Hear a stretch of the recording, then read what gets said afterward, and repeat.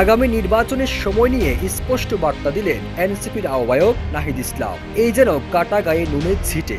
অন্তর্বর্তী সরকার গঠনের পর থেকে নির্বাচন নিয়ে বিএনপি বারবার তাগিদ দিয়ে যাচ্ছে, তবে এবার নির্বাচন কবে হবে, তার আগে কি করতে হবে সে বিষয়ে স্পষ্ট বার্তা দিলেন নাহিদ ইসলাম।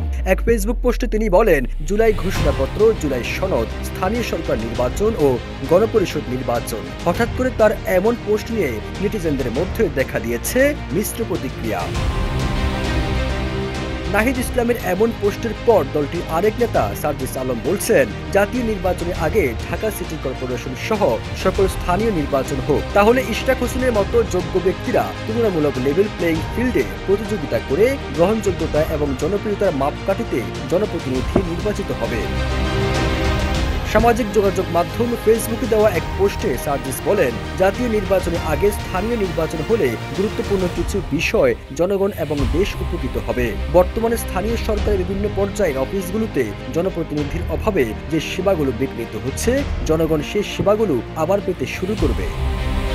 ওয়ালটন আবারও মিলিয়নিয়ার অফারে ওয়ালটন ফ্রিজ কিনে আপনিও হয়ে যেতে পারেন মিলিয়নিয়ার। বিএনপির উদ্দেশ্যে সার্জিস বলেন, এই মুহূর্তে বিএনপি সবচেয়ে বড় দল, তাদের কর্মী থেকে শুরু করে সমর্থনও সবচেয়ে বেশি, তাদের প্রতিনিধি নির্বাচিত হওয়ার সম্ভাবনাও বেশি। তবে গুরুত্বপূর্ণ বিষয় হচ্ছে তাদের একাধিক প্রতিনিধির মধ্যে সবচেয়ে গ্রহণযোগ্য এবং জনপ্রিয় মানুষটি নির্বাচিত হবে। চাঁদাবাজ, সিন্ডিকেটের অংশীদার, তেলবাজরা জনপ্রতিনিধির চেয়ারে বসার সুযোগ পাবে না। আশা করি এই বিষয়ে তাদের দ্বিমত থাকবে না। এছাড়াও তিনি স্পষ্ট করে বলেন, আগে স্থানীয় নির্বাচনের কথা বলছি বলে এখানে যেন জাতীয় নির্বাচনের পেছনের ষড়যন্ত্র খোঁজা না হয়। প্রয়োজনে জাতীয় নির্বাচনের তারিখ ঘোষণা করে দেওয়া হোক, সেটা নিয়ে আমাদের আপত্তি থাকবে না।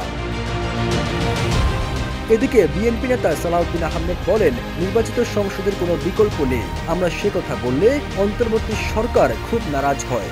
ডিসেম্বরের মধ্যে নির্বাচন না দিলে অন্তর্বর্তী সরকারের প্রধান উপদেষ্টা ডক্টর মোহাম্মদ ইউনূসের সম্মান রক্ষা হবে কিনা তা নিয়ে বিএনপির সন্দিহান রয়েছে। সবুজ আলম, ইত্তেফাক।